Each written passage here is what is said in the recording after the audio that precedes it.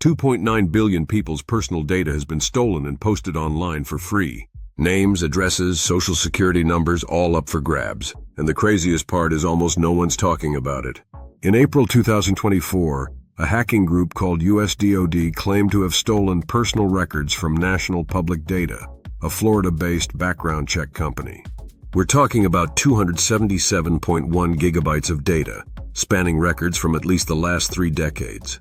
Most of this stolen information has now been posted online, completely free for anyone to access. That's right, the personal details of nearly 3 billion people are now floating around the internet. This isn't just another statistic. This is potentially your entire digital life at risk. With this level of personal information, criminals can commit identity theft, engage in financial fraud, launch targeted phishing attacks, and potentially access your most sensitive accounts.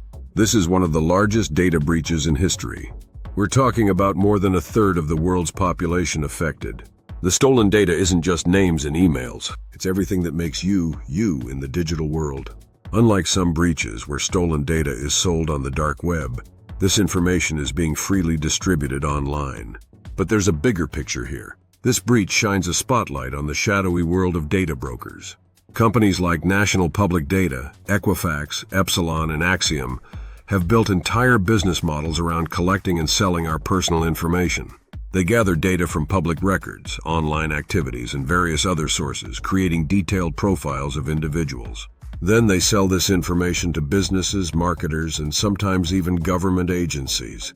This breach exposes the risks inherent in this system. When companies hoard vast amounts of personal data, they become prime targets for hackers. And when they're breached, it's not just their business that suffers. It's potentially billions of individuals whose personal information is compromised.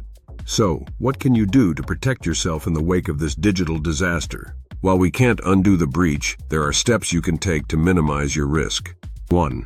Monitor your credit report regularly. Look for any suspicious activity that could indicate your stolen information is being misused. 2. Update your passwords frequently, especially for sensitive accounts like banking and email. Use strong, unique passwords for each account. 3. Keep your antivirus software up to date. While it won't recover your stolen data, it can protect you from malware that might exploit your exposed information. 4. Be extra vigilant about phishing attempts.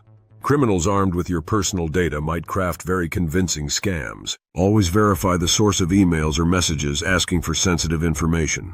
5. Consider freezing your credit. This makes it harder for identity thieves to open new accounts in your name. Now, let's zoom out and look at the bigger implications of this breach.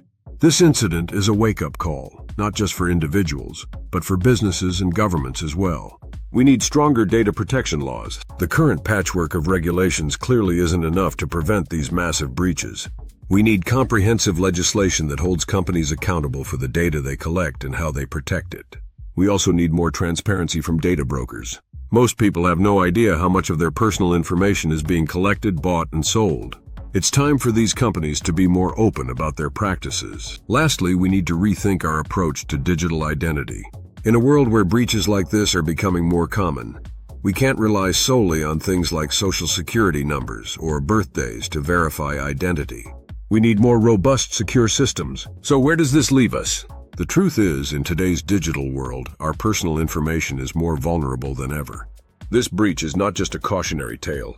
It's a call to action. Stay informed, stay vigilant, take steps to protect your digital identity, and most importantly, demand better protection for your personal information from companies and governments alike. Remember, in this interconnected world, your digital security is in your hands. But it shouldn't have to be this way. We all deserve better protection and respect for our personal information. That's all for today, folks. If you found this video helpful, please like and subscribe for more updates on digital security and privacy.